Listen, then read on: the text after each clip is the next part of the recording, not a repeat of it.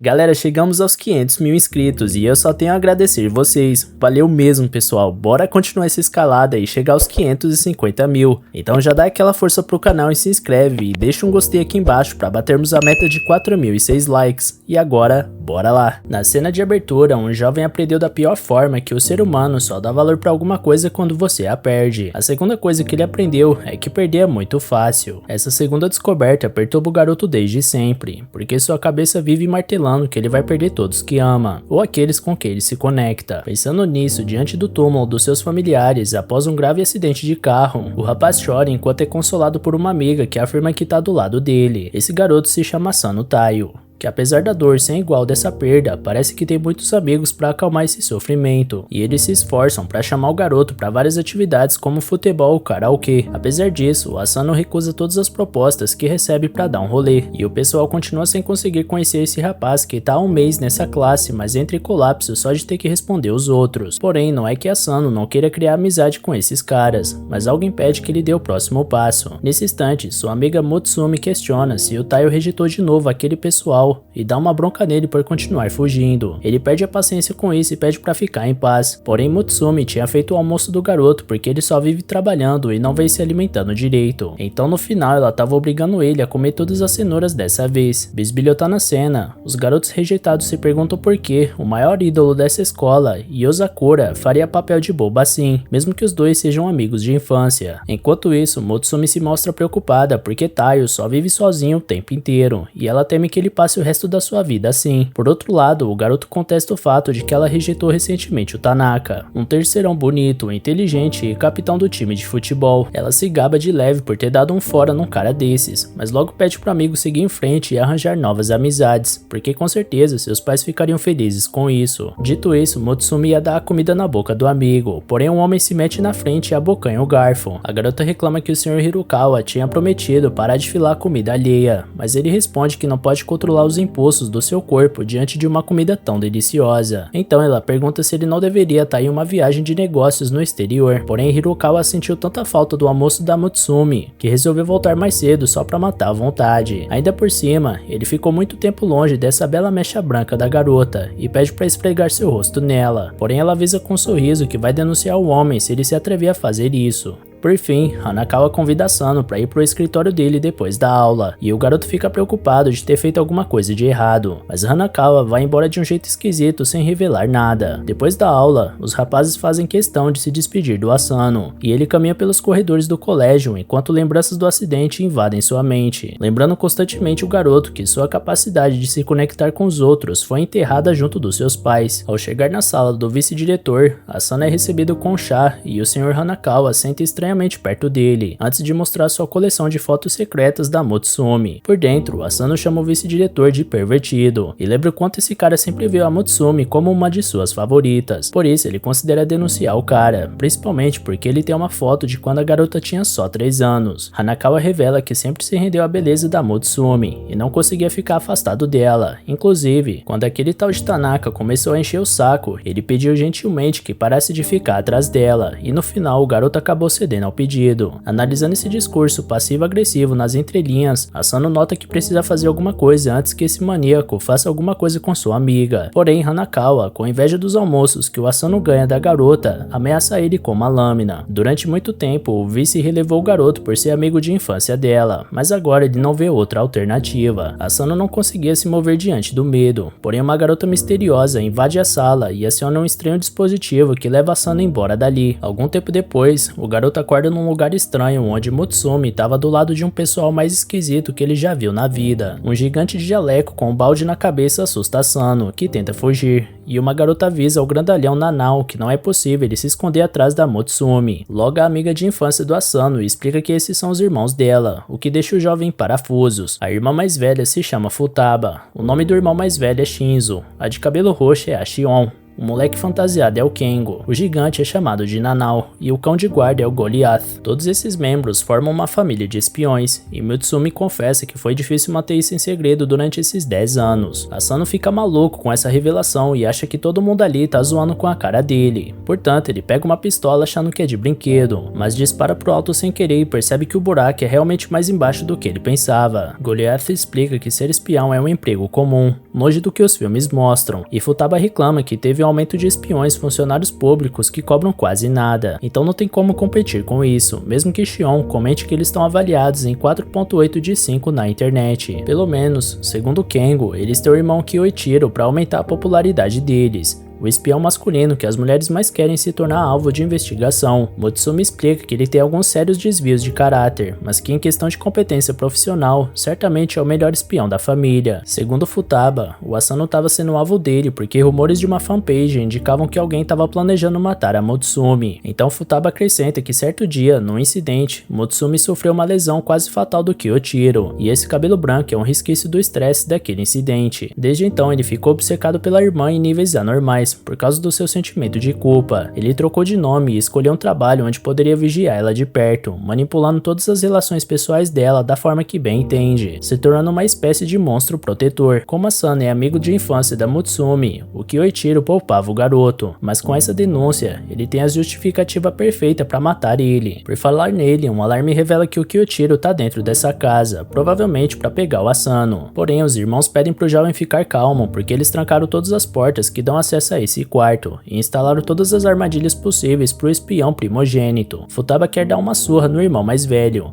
porém Shion lembra a ela que mesmo em 5 contra 1, o aproveitamento nos confrontos diretos contra ele é só de 30%, além de ter 45% de chance de alguém ir parar no hospital e 25% de chance da casa pegar fogo. Sendo assim, Futaba se aproxima do Asano e revela que a única chance dele sobreviver é se casando com a Motsumi, porque isso vai transformar ele num membro da família Yozakura, e uma das regras da família é não matar seus membros. Para se casar com Yozakura, Motsumi precisa dividir seu anel de cerejeira duplo com o Asano, tornando oficial a união entre os dois. Segundo Futaba, nem um sequelado como Kyoichiro seria capaz de quebrar uma regra tão inabalável, e de quebra talvez esse casamento acabe com esse fetiche bizarro dele pela irmã. Entretanto, diante da associação que Asano fez do casamento com a construção de uma família, seu trauma veio à tona mais uma vez, mas é a própria Motsumi que recusa se casar com o garoto, porque ela sabe que o Taiyo tá passando por um doloroso processo de luto, e que não é o momento ideal para ele pensar em formar uma nova família, porque seria cruel não respeitar essa fase tão difícil de superação do amigo. Diante disso, Futaba pede perdão pela proposta, e Asano se sente estranhamente conflitante, enquanto Shio chama seus irmãos para ensinarem uma lição pro Kyoichiro, porém o próprio aparece do nada onde eles estão e lamenta não ter sido incluído nessa brincadeira. Ele avisa pro Shinzo que daria muito trabalho evitar todas as armadilhas que ele montou, por isso resolveu destruir todas. Futaba se impõe e manda o irmão mais velho deixar a Motsumi e o Asano em paz, porém ele alega que não existe garantia de que esse rapaz seja inofensivo. Por isso, insiste em fazer uma investigação mais profunda. Diante disso, Futaba investiga mais profundamente a capacidade do Kyoichiro de resistir à dor e anuncia mais uma briga entre irmãos. Então, Shinzo imobiliza um homem com suas garras metálicas, e Nanao dá um pesado soco na cara dele. Porém, ele tinha montado uma armadilha onde os dois caíram ao mesmo tempo, o que tirou Shinzo e Nanao da luta. Depois, Kyoichiro exige que o treinamento acabe e eles entreguem o Asano, senão ele vai destruir essa casa em pedaços. Para provar que ele tá falando sério, o espião mostra sua arma secreta, a aranha de aço. Então Futaba planeja ganhar tempo com seus irmãos enquanto Motsumi pega o Asano e some com ele. A irmã mais velha tenta atrasar o oponente, porém em pouco tempo ele consegue subjugar a garota, prendendo ela no teto e impedindo que ela forçasse sua saída. Caso contrário, poderia fatiar o próprio corpo. Logo Kengo leva o Asano e a Motsumi para fora, e Shion fica encarregada do irmão. Ele diz que esse não é o teste adequado pro nível dela, mas Shion não tá no clima pra brincadeira e manda o pervertido calar a boca, enquanto lança vários drones na sala com seu controle remoto que fuzilam o espião incessantemente. Enquanto isso, do lado de fora, Asano é colocado no esconderijo para ser mantido em segurança, e antes de trancar o garoto lá dentro, Motsumi diz mais uma vez que vai estar do lado dele, fazendo uma referência ao dia do funeral. Pouco tempo depois, Kyoichiro já tinha se livrado da Shion e seus drones, e agora quer que a Motsumi fique do lado dele para não sujar ela com o sangue do seu alvo. Lentamente, a garota se aproxima do irmão, mas assim que ela tenta lutar contra ele, Kyoichiro imobiliza a garota junto do Goliath, já sabendo que era o Kengo disfarçado. Portanto, da mesma forma, ele sabia que aquele Asano não era o verdadeiro, por isso ele continua perguntando onde enfiaram seu alvo. No entanto, dessa vez é a Motsumi que se impõe e manda seu irmão ficar longe do Taiyo, porque ele jamais seria capaz de encostar um dedo nela, e lembra o que aconteceu com a família dele, por isso não quer que seu amigo sofra ainda mais. Diante disso, Kyoichiro promete não ir mais atrás do Asano, porém diz que também não vai mais deixar sua irmã sair de casa. porque lá fora tem muita gente indesejável, e ele não quer falhar como o irmão mais velho. Conforme ele se aproxima de braços abertos e afirmava que ia proibir ela de fazer várias coisas, a garota mantém a faca na mão, porém sem conseguir reagir, e por isso ela pede perdão ao Taiyo. Entretanto, é o próprio Taiyo Asano que dá as caras e manda o Kyoichiro largar sua amiga. Ele reflete que o Kyoichiro tem o mesmo medo dele de perder quem ama, porém esse canalha passa de todos os limites. Sendo assim, Asano pede pra Mutsumi usar aquela estratégia da Futaba que manteria os dois a salvo, então ela joga metade do anel cerejeira pra ele, porém Kyoichiro impede que ele pegue com sua aranha de aço. Mesmo assim, Asano força o arame pra alcançar o anel, enquanto agradece por dentro sua amiga que sempre protegeu ele nos momentos mais difíceis. De agora em diante, Asano promete que é ele quem vai proteger ela, e corta os arames na base da força.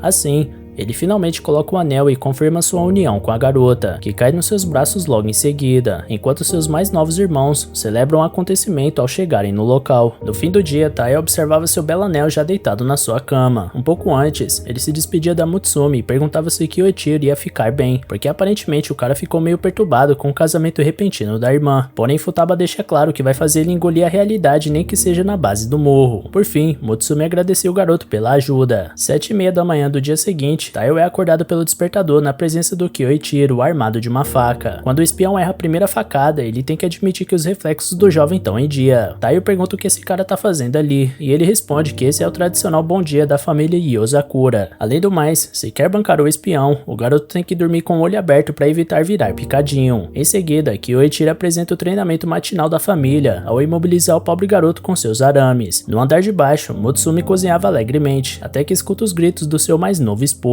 Então vai ver o que tá rolando com a marmita dele na mão, até que vê o moleque sendo feito de gato e sapato pelo irmão mais velho. Segundo o irmão, esse é o primeiro treino de alongamento do Taiyo, e vendo a marmita na mão da garota, ainda acha que ela fez pra ele. Com isso, a garota manifesta toda a sua raiva, então o Kyoichiro decide deixar o resto do treino pra depois. De repente, ele olha pro relógio e nota que precisa sair dali o quanto antes, e ao carregar os dois com ele, a casa explode por completo. Kyoichiro promete contar tudo em detalhes mais tarde, além de deixar a rixa com o Taiyo pra depois também, porque primeiro ele precisa explicar a missão principal da família Yozakura, que é proteger a Mutsumi. Logo depois ele chama o casal para ir embora, e Mutsumi levanta o confuso garoto. Dentro de uma limusine, Kyoichiro recebe um importante aviso do Shinzo, sobre um fragmento que ele pensa ser de uma bomba relógio na cozinha, e que o alvo era Mutsumi. Segundo Kyoichiro, as notícias voam nesse ramo, e o casamento dela com Taiyo não é uma exceção, como mostram as inúmeras felicitações no celular do espião. Taiyo pergunta por que a Mutsumi é tão perseguida, então Kyoichiro explica que ela é a 10ª cabeça da família. Os Yozakura têm seus lastros desde a época dos ninjas e o período Edo, sempre produzindo descendentes com habilidades extraordinárias, mas sempre entre os membros especiais nascia uma pessoa comum, sem poderes, e essa pessoa ficava conhecida como a cabeça. E por mais que a cabeça não tenha nenhum talento excepcional como os outros membros, a prole dela sempre carrega consigo os genes que manifestam esse dom da família. Portanto, os membros dotados de poder sempre se encarregam de proteger a cabeça para manter sua linhagem viva. No caso da família Yozakura, essa pessoa é Mutsumi, mas essa geração atual dos Yozakura não ligam para a linhagem familiar, portanto eles querem que a Mutsumi tenha uma vida normal segundo seus próprios termos. Porém, a garota afirma que seus familiares têm se sacrificado para manter as coisas funcionando, então ela se sente responsável por cumprir sua função como a cabeça. Com as belas palavras de determinação, Kyoichiro questiona se existe uma garota mais perfeita que essa, sua irmã, e pergunta o que ela tá fazendo com esse palhaço do Taiyo. Enfim, depois de explicar a situação única da garota, Kyoichiro revela que ela tá fazendo sua estreia no submundo como a líder dos Yozakura, recolhendo dados e informações acerca da sociedade comum. No entanto, ao tirar os pés da segurança dos irmãos, Mutsumi fica exposta a toda sorte de criminosos que têm rixas com a família, ou que pretendem sequestrar a cabeça. Falando nisso, dois carros com homens altamente armados se aproximam da limusine e abrem fogo contra os protagonistas, deixando Taiyo à beira de um infarto. Kyoichiro tenta tranquilizar ele dizendo que o carro é a prova de balas, e com um estalar de dedos, ele aciona um comando que acelera o carro a 180 km/h para despistar os inimigos. Nessa hora, um dos criminosos saca uma arma para quebrar a proteção do alvo, porém Kyoichiro insiste pro motorista não dirigir feito um sequelado, senão vai acabar derramando o chá dele. Taiyo questiona que é um abençoado que tá no comando desse volante, e Mutsumi elogia a destreza inigualável do cão Goliath. Os criminosos disparam um míssil na limusine e o cachorro desvia com sucesso, mas Kyoichiro não vai perdoar os homens por terem estragado seu intervalo do chá, portanto aparece pessoalmente em cima do carro. Os homens disparam contra ele, porém sua aranha de aço garante que nenhum projétil atinja seu corpo. Os inimigos apelam para mais um míssil, entretanto, os arames fazem picadinho do explosivo no meio do caminho. Em seguida, Kyoichiro corta os 2 carros inimigos e explode com os soldados dentro. Quando volta para a limusine, ele usa esse caso de exemplo para ilustrar como é a vida de um Yozakura, passando seus dias sob constante perigo com o objetivo de proteger Mutsumi, a cabeça. Agora que Taiyo faz parte da família, Kyoichiro estabelece que a primeira missão do rapaz é proteger sua noiva até o final desse dia. Então os dois finalmente chegam ao colégio, e Taiyo entra na sala inspecionando cada centímetro do recinto em busca de ameaças à integridade da sua amada. Mais uma vez, os garotos da sala se aproximam dele para perguntarem como andam as coisas, mas o moleque tá chapado de espionagem e não dá pinta que vai manter contato humano com qualquer um hoje. Antes do casal chegar na escola, Kyoichiro passava uma arma pro rapaz e dizia que mesmo se Taiyo mandar alguém pra vala, eles vão varrer pra baixo do tapete, então ele pode se sentir livre para atirar caso for preciso. Em seguida, Kyoichiro pede pro Taiyo proteger a Mutsumi de um conhecido bombardeiro que se chama Tamaya. Taiyo questiona se foi o cara que colocou a bomba na casa deles, e Kyoichiro acha que sim, porque aquela bomba era de primeira linha, e quando ele contratou esse bombardeiro para sabotar um grupo rival, ele só andava com as melhores bombas que ele mesmo construía. Taiyo acha estranho o espião conhecer esse tal de Tamaya, porém ele explica que nesse ramo o que tem de mais comum é gente mudando de lado dependendo da vantagem que vai ter, portanto a única pessoa em que você deve confiar é em si mesmo, e às vezes nem isso. Então, ele conta que o Tamaya só tem uma pequena falha: ele é viciado em redes sociais, e ao invés de só ficar postando poesias sem sentido, ele publica informações sobre a natureza do seu trabalho, além de explanar seu alvo, e até agora ele tem se dado bem com isso. Taiyo questiona se essa não é uma falha um pouco mais grave do que pequena, e o espião adoraria conversar sobre, porém ele tem vários reféns para salvar hoje, portanto ele ensina de uma vez por todas a tática do bombardeiro. Depois de brincar com o alvo com bombas pequenas, ele liquida a fatura com os explosivos especiais que tanto ama. Recentemente, Tamaya anunciou a existência de 3 bombas, sendo uma que demoliu a casa dos Yozakura, portanto faltam 2, e Kyoichiro não se importa se o Taiyo vai chegar em casa sem as 2 pernas ou que nem uma sopa de carne. Tudo o que ele quer saber é se sua querida irmã vai sair disso sem nenhum arranhão. Desde então, o novato tá dando sangue na missão que foi atribuída a ele, e após sua intensa averiguação inicial, Taiyo não encontra rastros de bomba na sala de aula. Ainda assim, pode ser que o bombardeiro esteja infiltrado na escola, por isso não há tempo para piscar por enquanto. De repente, Tamaya aposta que a segunda bomba foi montada, e Taiyo entra em desespero. Após levar uma bolada na cabeça, ele vê um vulto passando perto da enfermaria do colégio, e se apressa para investigar a situação. Ao chegar na porta, a enfermeira pergunta se o garoto se machucou, fazendo ele ter que recuar, mas a mulher estranhamente dá um sorriso maldoso. Taiyo volta pro corredor sem saber o que fazer, até que repara que a enfermaria tá fechada hoje. Enquanto isso, Mutsumi almoça com suas amigas e elas conversam sobre coisas banais. Por exemplo, um boato de que uma nave espacial foi vista voando por cima da escola. Sentado perto das garotas, Taiyo lê na rede social do Tamaya que ele armou a terceira e última bomba. Durante seu dia observando atentamente a cabeça dos Yozakura, ele notou que ela não come a comida que ganha de alguém logo de cara, e também ela nunca fica sozinha. E é dessa forma que Mutsumi luta diariamente por sua sobrevivência. No meio da reflexão, os rapazes voltam a abordar o Taiyo e oferecem um chocolate como pedido de desculpas pela bolada de mais cedo, e o garoto engole o doce sem pensar 2 vezes, deixando os rapazes assustados. Taiyo pergunta o motivo do espanto, e eles explicam que estavam acostumados a serem desprezados por ele só de chegar perto, o que não aconteceu dessa vez. Subitamente, o espião novato tem um treco, mas como tá em missão, ele afirma que pro bem da sua esposa não vai ter um piripaque. No entanto, é a própria Mutsumi que tá cuidando dele assim que ele acorda numa sala com sofá, já que a enfermaria tá fechada. Por isso, o garoto pergunta se realmente é o cara certo pra garota, porque eles são amigos de infância, mas aparentemente Taiyo não sabia nada sobre ela, sobre sua família de espiões, todo esse papo de cabeça e viver constantemente em perigo. Ainda assim, mesmo carregando esse peso nos ombros, ela sempre esteve ao lado do Taiyo nos momentos difíceis, ao contrário dele, que até no pedido do casamento só tava pensando na sua própria vontade de proteger a Mutsumi, sem consultar os sentimentos dela. Porém, Mutsumi dá um murro na testa do garoto pra ele largar de choro, porque no íntimo dela, ela sempre quis ele como seu marido. Aliviado com a afirmação da noiva, o garoto olha pra Mutsumi e acaba vendo uma bomba presa no teto prestes a explodir. Depois do estouro, os garotos da sala acham que esse barulho foi o clube de ciência fazendo pataquada, mas na verdade era o Kengo que tinha plantado a bomba depois de se disfarçar de enfermeira. Nanao questiona se foi uma boa ideia explodir uma bomba em cima da caçula, e Kenga admite que é um pouco arriscado, até que Shion liga e manda o garoto voltar pra casa imediatamente. Enquanto isso, Taiyo tira de cima deles o sofá que usou pra proteger os dois, e logo se questiona como Tamaya sabia que eles estariam nessa sala, já que acabaram de chegar. Portanto, ele repassa os fatos de antes sobre a enfermaria fechada que deixou só essa sala de opção pra ele deitar. Então ele nota uma bomba presa na sua cintura e percebe que na verdade o bombardeiro fez de tudo para manter Taio perto da Mutsumi, porque ele mesmo seria a bomba relógio. Como a contagem regressiva estava chegando no fim e a porta estava travada, Taio pula pela janela para poupar sua noiva, mas Kyoichiro tinha terminado seu trabalho mais cedo e teve tempo de voltar para resolver a treta. Reconhecendo a bomba fagulha do Tamaya, o espião reconhece que ela é pequena e causa um estrago grande, porém contém duas falhas. Como ela recarrega usando o calor corporal do alvo, ela leva tempo para ativar. A outra falha é que ela pode ser desarmada com um simples arame dado seu design simples. De toda forma, ele considera que Taiyo completou sua missão, portanto recompensa o garoto, aceitando ele em definitivo na família. E mesmo que ele queira matar cruelmente o Taio, Kyoichiro se sacrificaria para não deixar que ele morra. Sendo assim, Taio deve trabalhar intensamente com o objetivo de sempre manter Mutsumi e Ozakura viva. Depois de puxar o novato de volta, Kyoichiro revela que precisa devolver a bola pro dono, e logo entram na sala o Kengo, o Nanao e por último o Shinzo. Como hoje era a primeira missão do Taio, eles acharam que poderia ser divertido participar, então Shinzo joga no chão um bombardeiro Tamaya. Kyoichiro joga ele pra longe com seus arames e uma bomba relógio prestes a explodir, fazendo um espetáculo a céu aberto depois que a contagem chegou no zero. Checando seu celular, Taio nota que um bombardeiro postou na internet que tá prestes a morrer agora, então Mutsumi curte a publicação e os dois caem na risada. No dia seguinte, no mundo devastado pelo caos, Taio se vê impotente diante da garota que ele jurou proteger, com ela sendo subjugada por um homem que diz o quão patético o garoto é, por nem conseguir proteger uma mulher sequer. Mutsumi, por sua vez, parece que tá sendo sufocado com um aperto brutal do braço do homem. Nessa hora, Taio acorda e estica a mão para resgatar a garota, porém não tinha nada na sua frente. Logo se recordando das loucuras vividas recentemente na companhia do Kyoichiro, ele se distrai e pisa no rabo do Goliath, que busca sua vingança no mesmo instante, fazendo os gritos de sofrimento do pobre rapaz ressoarem por toda a casa. Após fazer um curativo nele, Mutsumi pede desculpas, porque foi ela que pediu pro Goliath ficar de guarda no quarto do Taio para impedir que o Kyoichiro atacasse ele de novo enquanto dormia. Por falar no cachorro, Mutsumi pega a fera e faz carinho nela tranquilamente, porém Taio adverte que ela não deveria fazer isso. Porém ela explica que o Goliath nunca atacaria a chefe da família, enquanto o cão mostra que não dá o mesmo tratamento pro recém-chegado. Algum tempo depois, o novato recorre à irmã mais velha da família, Futaba, para que ela treine ele para ser mais forte para proteger a Mutsumi. Futaba concorda que o recém-chegado precisa evoluir, porém ela ressalta que isso deve ser feito aos poucos, respeitando o período de adaptação que o garoto precisa passar diante dessa nova vida. Fora isso, ela acha inocência ele pensar que passaria de um teste tão difícil apenas com a força desse sentimento. Ainda assim, Taio continua preocupado com seu rendimento a partir de agora, porque os perigos já estão batendo na porta, e esses dias ele quase perdeu a vida junto da Mutsumi por um tris. De saco cheio com a insistência do moleque, Futaba gira ele no ar enquanto explica que apesar de parecer fraca, ela começou a treinar Aikido e Jiu-Jitsu aos 3 anos, e foi mandada para sua primeira missão aos 6. Portanto, se ela precisou passar por todo esse processo sendo uma Yozakura, imagine só um humano comum, como Taio. De toda forma, Futaba não quer que o pivete perca esse instinto de proteção a Mutsumi, portanto ela oferece o treinamento, desde que ele aceite morar nessa mansão durante um mês, e caso sobreviva, será finalmente treinado. Taio não entende porque isso seria difícil, até cair em uma armadilha e quase virar espetinho num chão de estacas metálicas. Diante desse exemplo prático, Futaba explica que a mansão é equipada com várias armadilhas desse tipo, e caso Taia não consiga lidar com esses requisitos básicos para sobrevivência, é melhor se inscrever no aplicativo do Uber para motoristas, isso se ainda estiver vivo. No dia seguinte, o pássaro Cuco grita sem parar no quarto do rapaz às 7 da manhã, e logo em seguida explode. Taio consegue escapar da morte por milagre, até que um lança-chamas surge do teto e coloca um garoto para correr de novo. E depois de lutar intensamente por sua vida, Taio chega na mesa de café mais frito que os ovos da mesa. Mutsumi cuida de novo do seu noivo e lamenta ter colocado ele no meio disso tudo,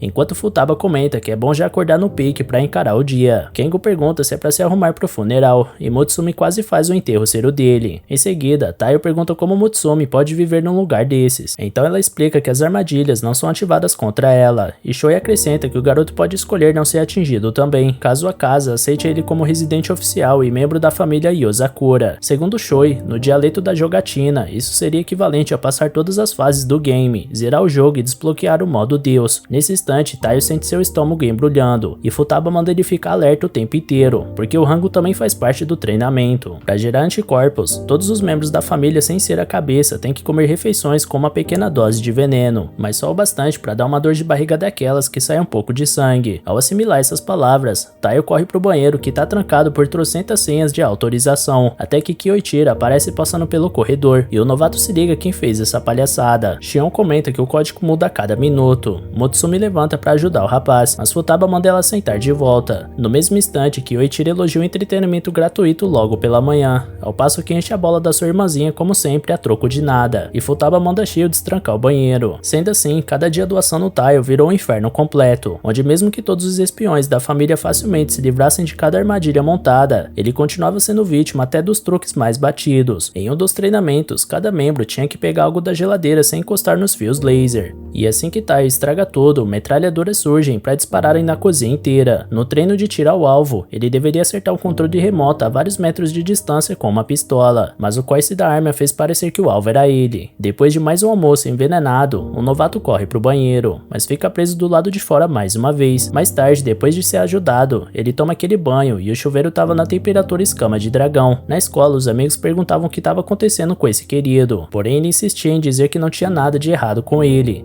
quando na verdade uma blusa de treinamento adicionava 30 quilos ao seu torso, quase fazendo sua mesa demolir de tanto peso. Os dias se passam e Taio tá cada vez mais exausto. Ao se aproximar da Mutsumi, que ficou trabalhando até tarde, ele cobre ela para não passar frio. No meio da madrugada ele pratica seu disparo com pistola, mas ainda parece uma pessoa com miopia sem óculos. Durante a prática, Mutsumi aparece e propõe uma pausa pro novato. Enquanto serve um chá pro Taio, ela questiona se por acaso o garoto não tá pegando muito pesado nos treinamentos, porque ela odiaria saber que essa obsessão é por conta dela. Taio tenta encontrar uma justificativa pro que ele tá fazendo, mas não encontra nenhuma. Mutsumi reconhece o esforço do amigo, ainda mais porque ela sabe o quanto ele sempre foi dedicado desde mais novo. Em uma época da infância, os dois não eram nada além de vizinhos, mas o ponto de virada foi no final do ensino fundamental, quando o cabelo estranho da Mutsumi, com sua mecha branca, atraía todo tipo de olhar e comentário. Algumas pessoas se incomodavam tanto que chegaram ao ponto de ameaçarem a garota por umas simples características. Ou pior que isso, um dia um grupo de garotas tentou cortar a mecha da Mutsumi, porém Taio chegou a tempo de impedir. Ao tirar a tesoura da mão da garota, ele cortava seu próprio cabelo feito um doido, enquanto Mutsumi mandava ele parar, sem sucesso. As garotas fugiram dali ao ver a loucura do rapaz, que se justifica dizendo que estava só precisando de uma desculpa para cortar o cabelo, e parece que essa foi boa o bastante. Logo Taio se apresenta, por mais que a garota já soubesse o nome dele antes. Então, ele pede para ela contar para ele caso alguém queira machucar ela de novo, porque ele não vai deixar. Desde sempre, Taio cuidou da amiga, e é por isso que hoje ela ama tanto ele, ao ponto de não querer que ele exagere demais com esses treinamentos. Observando a cena de fora, Shinzo e Shio se olham alegres. Ao amanhecer, a primeira coisa que Taio faz é calar o coco para ele não explodir. Ao descer as escadas, ele passa com cuidado pelos fios lasers do corredor e vai direto pro seu treino de pontaria no controle remoto. Shinzo se esconde dentro da sua lata para não morrer de graça, então Taio dá só um disparo. Feito isso, Shinzo fica feliz por agora o novato conseguir ligar a TV, mas como ele ainda não consegue trocar de canal, o espião ensina a postura correta para atirar, até que Shio entra na sala para entregar os registros de treino já analisados. Shio aproveita para perguntar para a garota por que o Shinzo vive ali dentro, então ela explica que o garoto é tímido e preguiçoso até o talo, por isso prefere ficar dentro dessa lata de lixo. Shinzo rebate que a irmã também só vive enfurnada no quarto, portanto ela senta na tampa da lata até o novato ir embora. Assim que ele se vai, o espião da lata de lixo comenta que ele tem talento, enquanto Shio reconhece que ele está avançando rapidamente, seja através do talento ou algo além disso. Nesse meio tempo, Kengo era punido por não ter lavado a louça ao ter que carregar uma pilha enorme de livros, enquanto Nanao e Taio se arrastavam pelo chão para não inalarem um gás venenoso no corredor. Kengo tenta escapar do castigo, mas Futaba bota o moleque no eixo de novo. Depois de 3 semanas da mansão Yozakura, o novato tá carregando 50 quilos a mais nas costas e atravessando as armadilhas de uma forma tão natural quanto a luz do dia. E é aproveitando essa luz do dia que ele degusta o café da manhã envenenado de sempre. Ainda assim, depois de beber leite e bater a dor de barriga, o pivete continua inútil para abrir a tranca da porta do banheiro. Mutsumi se culpa por ter dado leite pro seu amigo, enquanto seus irmãos tentam distrair a caçula cabeça. Contudo, dessa vez parecia que o problema do Taio era além da barriga, então Futaba manda Kengo trazer remédio, ao passo que o rapaz vai fechando os olhos aos poucos. No consultório do Nanao, o exame indica febre por fadiga, então um tempo de repouso cairia bem. No entanto, Taio tenta convencer Futaba de que tá bem, que vai passar a última semana na mansão, porém a garota puxa a pele do novato para revelar seu segredo. Durante todo esse tempo, ele vinha escondendo seus hematomas, e essa irresponsabilidade quase causou sua morte. Por mais que Futaba reconheça que grandes ambições precedem grandes resultados, a análise de dados da Shion, junto do treinamento do Shinzo, as pílulas do Nanao para manter o moleque acordado mesmo exausto, e a pele falsa que o Kengo deu fez de todos eles cúmplices desse caso. Porém, Taio puxa a responsabilidade para si, alegando que todos tentaram convencer ele de parar, mas ele insistiu, porque precisava estar apto para proteger a Mutsumi Motsumi o mais rápido possível. Dito isso, Futaba mete um tapa na testa do garoto, ensinando ele que para cuidar de alguém, antes você precisa aprender a cuidar de si próprio. Por isso, ela entrega um livro sobre quebra de código para o garoto estudar enquanto se recupera. Do lado de fora, a respeitada líder refletia sobre ter chamado Taio de inocente, porque agora ela acredita que a inocente ali é ela. Afinal, o que tá mantendo Taio empenhado não é o trabalho duro ou o talento, e sim seu amor por Motsumi, esse que beira a insanidade. Por essa razão, Futaba considera que talvez o novato seja mais apto a proteger sua caçula do que ela imaginava. Dias depois, e após se recuperar, Taio finalmente arromba a fechadura, causando a festa da família, que arremessava um garoto pelo ar para celebrar sua mais incrível conquista. Feito isso, o anel do Taio reage às ondas magnéticas da casa, até que enfim ele é reconhecido como membro oficial da família Yozakura. Sendo assim, Futaba elogia o esforço do novato, e se compromete a treinar ele seguindo o método Yozakura. Por outro lado, Shinzo entrega para ele uma camisa de 100 quilos, enquanto Shio muda a dificuldade das armadilhas para muito difícil, e Motsumi incentiva o jovem a dar seu melhor, esse jovem que entra em pânico diante das terríveis novidades. Um dia depois, Motsumi estava provando e aprovando o almoço que fazia, mas só estava faltando aquele tempero final de mata-rato que a família Yozakura tanto gosta. De repente, Taio aparece perguntando como se coloca o sutiã, então Motsumi deixa claro antes de tudo que aceita qualquer tipo de fruta que o esposo tenha preferência, ao passo que ele tenta explicar que só está praticando seu disfarce. De repente, uma linda garota loira se oferece para ensinar o garoto como se faz direito, então Motsumi manda o Kengo parar de palhaçada. Nessa hora o Shinzo aparece procurando o Taio e descobre que até casais recém-casados têm seus próprios fetiches, enquanto Kengo esfrega seus balões d'água no espião novato. Kyoichiro é quem dá as caras dessa vez, avisando que o irmãozão da galera tá partindo para uma missão, por isso ele pede um beijo de adeus pra caçula, que responde com um murro nele. Depois de toda essa treta, Shinzo tá partindo também para uma missão de nível baixo, que consiste em recuperar uma peça original que foi comprada com dinheiro falso, enquanto Taio questiona se é isso que ele chama de baixo nível. Shinzo lembra de uma coisa que ele queria dar pro mais novo membro da família. Mais tarde, na escola, perto do campo de beisebol, Motsumi reclama das palhaçadas dos irmãos logo cedo de manhã, até que uma bola de beisebol tá prestes a atingir a cabeça do Taio. O garoto pega a bola sem nem olhar para trás e arremessa de volta na mão do lançador de forma cirúrgica. De boca aberta, o pessoal tenta chamar o prodígio pro time, mas ele ignora o convite. Na hora do almoço, Motsumi observa que o Taio tá virando um super-humano graças ao treinamento, mas que ele precisa tomar cuidado para não se entregar, porque tem um povo do colégio chamando ele de ninja ultimamente. Depois do conselho, Motsumi lembra de perguntar se hoje ele tá livre depois da escola. Ao chegar em casa, a garota tá cansada por carimbar uma papelada sem fim com o brasão da família, enquanto entrega cada papel pro Taio com uma ordem diferente sobre o que fazer em relação a ele, contendo assuntos complexos como porcentagem monetária na devolução de apartamentos. Olhando em volta, Taio se questiona se a garota é um robô para lidar com essas pilhas intermináveis de documentos, porém Motsumi já tá acostumada com seu serviço. De repente, ela encontra algo importante sobre o Kengo e bate na porta dele, porém o rapaz não quer saber de visita porque tá ocupado jogando videogame, então a irmã decide entrar sem permissão. Lá dentro, no topo de uma montanha gigante de roupa suja, Kengo coloca a cabeça pra fora e acusa os invasores de violarem sua privacidade. Motsumi lembra que ele não anexou uma papelada para um relatório, então Kengo pergunta que diferença faz uma papelada a menos, uma papelada a mais, enquanto cata um sushi de dentro da montanha de roupas. Taio se oferece para ajudar a achar a papelada no meio daquele mundo de tralha, então Kengo alerta sobre as armas e granadas espalhadas por ali. Além do mais, ninguém deve contar com ele nessa busca, porque ele é um espírito livre que não se importa com problemas. Motsumi manda ele colocar uma roupa pelo menos na frente da irmã, mas o rapaz avisa que sua pele tá cansada de disfarces e precisa de um tempo para respirar. Além disso, eles sempre tomavam banho juntos, na época em que a garota ainda era minimamente legal, ao contrário de hoje, onde a caçula fica pagando de mamãe para todos os irmãos. Diante desse insulto, Motsumi planeja disciplinar o moleque com algemas, então Kengo bate em retirada. Taio entra no caminho, mas o cara fica se disfarçando ao ponto de bugar a mente do espião novato. Como Kengo fugiu, a cabeça ativa a função de hibernação da casa, isolando ela completamente com barreiras de aço. Enquanto isso, Shinzo tá nos dutos de ventilação de algum depósito, realizando sua missão com a ajuda de um óculos que possui raio-x, zoom e gravação de vídeo, dentre outras coisas. Observando seu entorno, o espião fica impressionado com a tecnologia sofisticada do recinto, fora a segurança reforçada. Logo ele vê o diretor visitando sua empresa, que comanda 60% do mercado emitindo notas falsas. O diretor comenta que eles devem muito àquele jovenzinho por isso, e assim Shinzo descobre que tem alguém por trás do tabuleiro. Então derruba os seguranças quando tudo fica mais tranquilo para investigar o caso. No entanto, um alarme soa e obriga ele a correr com uma moldura na mão. Voltando à mansão Yozakura, Motsumi procura pelo Kengo no quarto dela, e Taio se surpreende com tantos hobbies que a garota tem por ali. Ela explica que raramente pode sair de casa, então acaba passando tempo livre no quarto. Em um quadro pintado pela garota, Taio acredita que ela tem ilustrado a maior causa do seu estresse naquela obra. Depois disso, eles vão até o quarto da Shion, que tá focada no seu exercício e não quer saber de pique-esconde no seu quarto. Pra piorar, ela acaba se desequilibrando e perdendo o jogo de equilíbrio. Então Mutsumi decide vazar dali o quanto antes. Em outros cantos, Kengo teria morrido caso acordasse a Futaba, e o mesmo aconteceria se ele invadisse o laboratório do Nanao. Quanto ao quarto do Goliath, parece que ele não tá no meio desses lustres de ouro e tanques de guerra, o que leva Mutsumi ao último lugar possível, o quarto do Kyoichiro. Lá dentro, quadros com imagens da caçula cobrem todas as paredes, onde no meio do quarto tinha uma única cadeira. Depois de toda essa busca, Futaba, Shion e Nanao aparecem depois de terem compilado a data de um produto que eles confiscaram do cartel de drogas que eles prenderam semana passada. Confrontados com a própria incompetência, Taiyo e Mutsumi se olham com cara de bobo, enquanto Kengo finalmente se revela no quadro da Mona Lisa e mete o pé mais uma vez. Taiyo estava prestes a pegar o fugitivo, mas ele acaba jogando a Mona Lisa na cabeça dele para impedir a perseguição. Taiyo aponta que ele entrou naquele buraco e Mutsumi nunca tinha visto essa passagem secreta antes, por isso tem certeza que Kengo conseguiu escapar. Taiyo convence a garota que ela fez tudo o que podia, então ela desiste e desabilita a função de hibernação da casa, liberando cada entrada e saída. Depois, ela e seu parceiro voltam pro quarto do Fujão para procurar sozinhos a maldita papelada, e Mutsumi agradece ao Kengo pela ajuda ao algemar ele, ou melhor, o Taiyo. Taiyo pergunta que palhaçada é essa, porém a garota sabe que é simplesmente impossível escapar da mansão durante a hibernação, por isso Kengo se disfarçou de Taiyo para convencer ela a desativar a função. A propósito, sempre que abre a porta, o Taiyo nunca deixa Mutsumi entrar antes, portanto ela reconhece que o irmão tem muito talento pro disfarce, mas que ainda tem que comer muito arroz com feijão antes de enganar ela. Ao escutar aquelas palavras, Kengo podia ver a própria mãe na sua frente dizendo aquelas coisas, como no dia que ela pediu para ele segurar forte a mão da Mutsumi, porque agora ele já era um garoto grande e precisava proteger a caçula. Diante disso, ele se revela ao tirar sua máscara e reconhece que Mutsumi é uma verdadeira cabeça. Quando finalmente começou a procurar a papelada, Kengo pede desculpas por ter feito o Taiyo de gato e sapato, mas o garoto tá de boa, além de ter sentido que a Mutsumi se divertiu nessa investigação. Kengo ressalta que é só um ano mais velho que o novato, por isso ele não precisa se dirigir a ele com tanto respeito. Em algum tempo, enquanto Mutsumi caminha sozinha pelo corredor, Taiyo consegue achar a papelada e comemora no quarto junto do Kengo. Nesse meio tempo, Kyoichiro lamenta ter sido pego, porque Mutsumi escreveu em um dos quadros que o irmão tinha prometido não espalhar esse monte de foto dela sem permissão. Mais tarde, Taiyo pergunta pra Mutsumi que tipo de ingrediente secreto ela coloca nesse curry, e ela revela que foi cianeto. Passando mal, o rapaz vai atender o telefone Sakura Negra, que possui uma linha telefônica exclusiva da família Ozakura. Do outro lado da linha, Shinzo esperneava pedindo socorro, então a caçula tenta acalmar o irmão, lembrando que em momentos de crise, um Yozakura deve contar quantas balas sobraram no pente, e Taiyo questiona o que diabos significa isso, enquanto Shinzo conta a munição de cada arma com voz de choro. Em seguida, ele conta que trocou tiros com a segurança local, e que tinha mais gente do que ele imaginava, por isso acabou ficando sem munição. Mutsumi sabe que o Shinzo é especialista em armas, porém um pamonha quando tá desarmado, então ela precisava agir logo. Dito isso, Taiyo invade o local da missão, pensando que sua bolsa parece com a de um piquenique no parque, ao passo que Mutsumi avisa ao Shinzo que a ajuda tá a caminho. Conversando à distância com o espião, à medida que Taiyo avança, Mutsumi acalma Shinzo contando a história de um campo de batalha onde viviam um avô mercenário e uma avó obcecada por violência. Enquanto o avô subia a montanha para caçar inimigos, a vovó ia até o rio fazer um massacre. Quando Taiyo ia questionar cadê a tranquilidade nisso, um segurança aponta a arma na cabeça do jovem, e ele repete na hora o ensinamento do Shinzo sobre lidar com armas pelas costas. Ao empurrar a arma do inimigo para trás, Taiyo neutraliza o mecanismo de disparo da pistola. Depois ele prende a mão com a arma debaixo do seu braço e mete uma cotovelada no queixo do oponente, derrubando ele. Quando outros seguranças ficam alertas com o barulho, Taiyo rastreia mentalmente 3 inimigos. Quando o primeiro vira a esquina, Taiyo dá uma joelhada no crânio dele, enquanto o segundo agarra o garoto pelas costas. O terceiro ia perfurar Taiyo com uma adaga, porém sua roupa à prova de furo salva a vida dele. Por fim, Taiyo saca o presente que Shinzo deu pra ele mais cedo, um revólver especial chamado Iai, que dispara uma descarga elétrica de 8 milhões de volts. Com esse revólver, o espião neutraliza seus alvos e segue o caminho livre até o companheiro em perigo. Ao chegar no depósito, quando ia dar pro Shinzo a arma que a irmã mandou entregar, o homem abraça o novato aos prantos de tanto medo, mas logo se acalma ao sentir o cheiro de metal e pólvora da pistola. Taiyo pergunta se não é hora de ir embora, até que seguranças invadem o depósito, pegando Taiyo de surpresa, mas não Shinzo, que se antecipa e acerta a pistola que cada inimigo carregava. Deixando o esconderijo, ele usa um guarda de escudo para acertar os outros alvos ao redor, e logo pede para Mutsumi mostrar o caminho para a saída de emergência da fábrica. Com a chegada de novos atiradores, Shinzo arremessa uma granada na direção deles e dispara contra a granada para explodir ela no momento certo. Ao bater em retirada, tudo parecia dar certo para os Yozakura, porém um tiro atravessa a coxa do Taiyo e imobiliza ele. Do alto, o atirador avisa que com qualquer movimento brusco, o próximo é na cabeça. Além do mais, ele dá 3 minutos para o sangramento do Taiyo piorar ao ponto de causar danos irreversíveis, por isso Shinzo deve largar a arma se quiser um kit de primeiros socorros. Assim que o espião faz isso, Taiyo se recorda da Mutsumi dizendo que seu irmão valoriza muito as armas, porém se livraria sem pensar delas para proteger aquilo que valoriza acima de tudo. Mas ao fazer isso, ele vai ser incapaz de defender o que deseja. Caso isso aconteça, Taiyo deverá armar ele com sua arma secreta, custe o que custar, e essa arma secreta é literalmente tudo que se encaixa na mão dele com facilidade.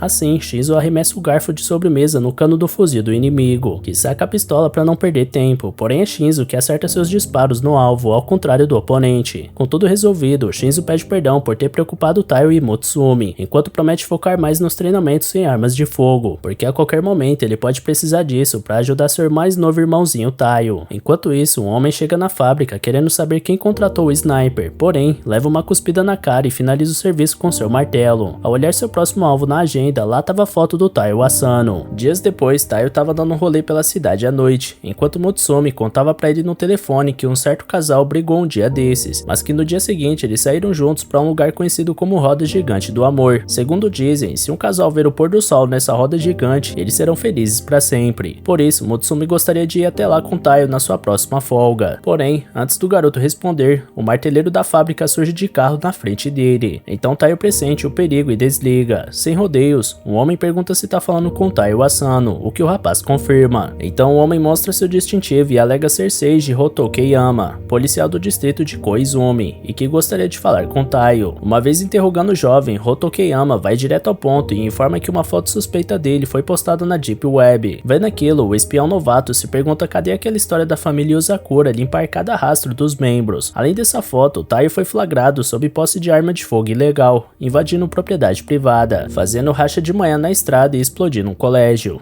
Diante disso, Hotokeyama questiona se o moleque tá tentando virar alguma espécie de coringa japonês do ensino médio. Mas o mais curioso não é essa parte. O estranho é que em nenhuma dessas imagens, os coautores foram flagrados, mesmo que claramente os crimes envolvessem outras pessoas. Tendo isso em jogo, Hotokeyama questiona se o jovem faz parte de alguma organização secreta, e caso isso se confirme, ele garante que o rapaz poderá firmar um ótimo acordo em liberdade caso delate seus parceiros. Seja como for, Taiyo alega que não sabe de nada. Então o suposto oficial pede pra ele pegar leve e pensar de novo, antes de misturar uma substância num copo d'água e oferecer pro suspeito. Taiyo pergunta se esse é o famoso pozinho da verdade, mas o homem responde cinicamente que é leite ninho com açúcar. Taiyo deixa claro que não vai acreditar numa baboseira dessas, então o investigador enfia a bebida no garoto goela abaixo. Felizmente, a tecnologia Yozakura incluía um balão que absorvia substâncias estranhas na garganta e expelia em forma de balão, então Hotokeyama apela pro martelo. Taiyo desvia da martelada e acaba caindo num dos cantos da sala, e lá ele percebe que os sacos de lixo possuem cadáveres dentro. No meio disso, um homem de martelo revela que o sangue que escorre pelo chão pertence a um vendedor de tóxicos que arruinou a vida de milhares de pessoas. Esse criminoso usou seu poder e influência para fugir da justiça durante décadas, porém ele, Hotokeyama, levou a justiça até esse homem. Dito isso, Taiyo se pergunta se esse cara realmente é um policial, enquanto ele avisa que caso o garoto não abra a boca, ele vai perguntar pessoalmente pros amiguinhos dele na escola. Nesse instante, o espião vê um arame de aço atrás da cabeça do investigador, e por isso ele cria coragem para dizer que não diria nada nem se sua vida dependesse disso. Logo Hotokeyama coloca isso à prova dando outra martelada, porém Taiyo consegue escapar das mãos do oficial. A martelada quebra a parede, e atrás dela tava o Kyoichiro reclamando que mais um pouco e seu terno ficaria todo empoeirado. Hotokeyama vê que foi descoberto de novo, enquanto o espião sênior se refere ao suposto policial pelo primeiro nome, Seiji. Taiyo pergunta o que tá acontecendo, então Kyoichiro explica que esse homem, Seiji Hotokeyama, foi seu colega de classe na escola. Em troca de ajudar nas investigações dele, o policial se comprometeu a encobrir os rastros da família Yozakura, e falando nisso ele quer saber como o caçulinha se saiu. Então o policial conta que Taiyo Asano não delatou os aliados e nem caiu nas armadilhas. Dito isso, Kyoichiro aplaude o novato, enquanto Hotokeyama aproveita a presença do espião para pedir um favor em troca do que ele fez. Então Kyoichiro finge que tá na hora de uma nova missão e vai embora sem dar resposta. Como o moleque Yozakura ficou sozinho, o policial oferece uma carona pra ele, mas o garoto prefere ir a pé. No dia seguinte, Taiyo tava de novo mais morto que zumbi cremado, até que o vice-diretor do colégio, Hirokawa, entra na sala para avisar que o professor deles teve que faltar hoje, por isso ele que vai dar aula hoje sobre o Japão moderno. A molecada em volta fica empolgada com essa notícia, mas o Asano não parece muito feliz com isso, então o vice-diretor questiona o motivo. No meio da aula, o coitado mal consegue manter os olhos abertos, então resolve tirar aquela soneca maneira só pra dar um um gás, porém um giz é arremessado na sua direção e perfura a parede após o garoto desviar. Feito isso, o vice-diretor usa código Morse para ensinar para o novato que um espião precisa controlar até seus impulsos mais pesados de sono, citando o exemplo de golfinhos e aves migratórias, que descansam apenas metade do cérebro por vez, possibilitando um estado acordado permanente. Segundo ele, humanos também podem desenvolverem essa técnica, desde que treinem o bastante para isso, como ele fez ao se graduar em privação de sono aos 15 anos. Por outro lado, Taiyo acha que o homem se graduou em desumanidade nessa idade, então o suposto vice-diretor avisa que vai ficar de olho na frequência cardíaca do aluno, e caso ele tente dormir de novo, será acordado na velocidade do som pelo giz do despertar. Também em código Morse, Mutsumi reclama que o irmão mais velho só quer encher o saco do Taiyo.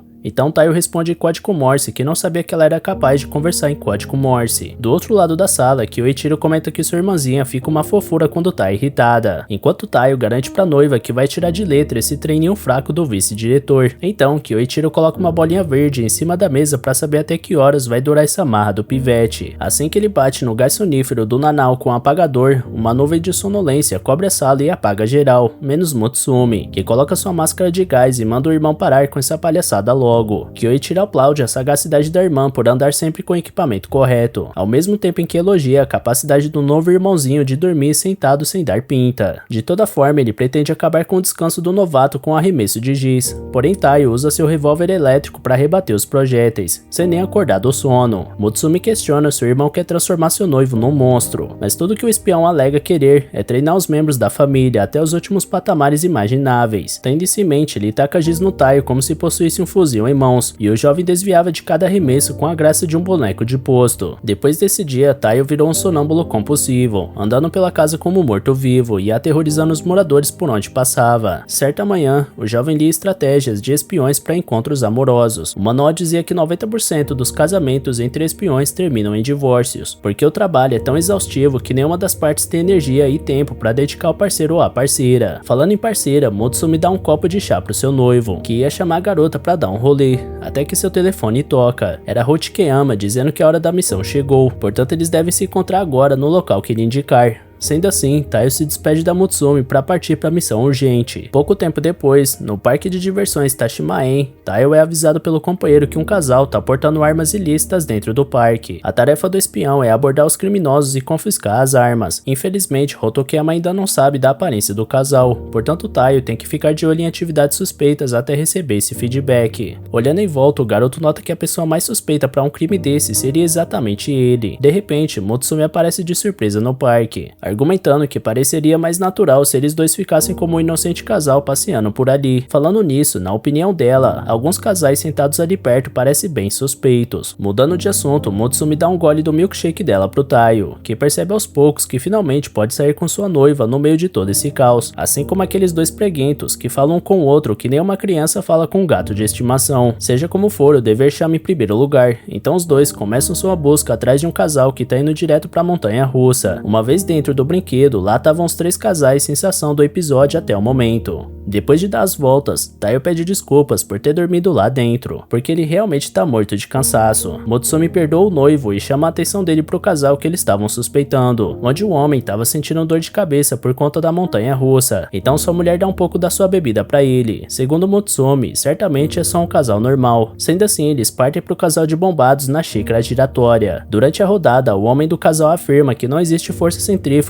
que possa separar ele e sua amada, e ganha um beijo pela bela frase. Ao desistir dos dois marombas, o último casal suspeito é os que usam terno, numa vibe meio Matrix misturado com Yakuza. Ao chegar na loja onde eles entraram, o casal preguento interagia de forma enjoativa como sempre, enquanto os de terno sumiram misteriosamente. Mutsumi chama Taiyo para procurar em outra loja, então o garoto vê uma rosa para presente em um canto quando sua noiva se vai. Numa cafeteria ali perto, o casal da Yakuza parecia estar só tomando chá como qualquer um faria, então Mutsumi desencana deles e levanta para pegar alguma coisa para beber. De repente, Taiyo escuta o homem e a mulher da Matrix conversando sobre uma ordem de pedido especial, e enquanto o homem tira algo do paletó, o espião prepara seu revólver. Entretanto, era só o rapaz pedindo a moça em casamento, nada mais que isso. Sendo assim, Taiyo encosta a cabeça na mesa e dá um tempo de toda essa confusão, desejando que sua amada volte logo para ele dar a rosa que comprou para ela. Nesse instante, o casal discute, com a garota acusando o namorado de ficar manjando a garçonete, enquanto ele acusava ela de voltar por ficar de olho em outro cara. Depois da troca de ataques, o moleque se levanta depois depois de ter cansado da namorada, então ela puxa uma Uzi customizada e aponta para as costas do sujeito, que retribui o favor. Feito isso, a cafeteria entra em pânico e todo mundo se empurra para meter o pé, deixando a Mutsumi presa na multidão alvoroçada. Enquanto isso, o casal maníaco troca tiros no meio do estabelecimento, com Taio no fogo cruzado. Então o espião se protege debaixo de uma mesa e ajuda uma criança a tampar os ouvidos. Durante o tiroteio, a rosa que o Taio ia dar para Mutsumi é atingida. Então ele perde a linha e atira contra o casal com o IAE, seu revólver de 8 milhões de volts. Por algum motivo o casal sobrevive, e sua DR é levada para os tribunais. Porém os dois estavam agindo como se fossem amantes injustamente separados, gritando de amores um pelo outro enquanto eram levados pelas viaturas. No fim da tarde, com o término da missão, Hotokiyama elogia Taio pelo ótimo trabalho, enquanto que Oichiro surta de ódio pelo policial ter mandado o pivete com sua irmã para um encontro no parque. Shoi escuta a choradeira do irmão, mas só pensa na sua barriga vazia, fica no Shia mais uma vez. Aproveitando que o pôr do sol chegou no momento certo, o casal e Yozakura finalmente tem seu momento juntos na roda gigante do amor, e Mutsumi acha que as lembrancinhas que eles compraram valeu a pena por todo o sufoco de mais cedo. Por falar nisso, ela lembra seu amado que esse é o momento do dia onde dizem que essa roda gigante dá pro casal um futuro feliz pra sempre. Aproveitando a brecha, Taio dá a rosa pra Mutsumi. Segundo ele, a bala da Uzi pegou de raspão, então a flor não chegou a ser destruída nem nada do tipo. Cheia de vergonha, a garota aceita o presente e agradece.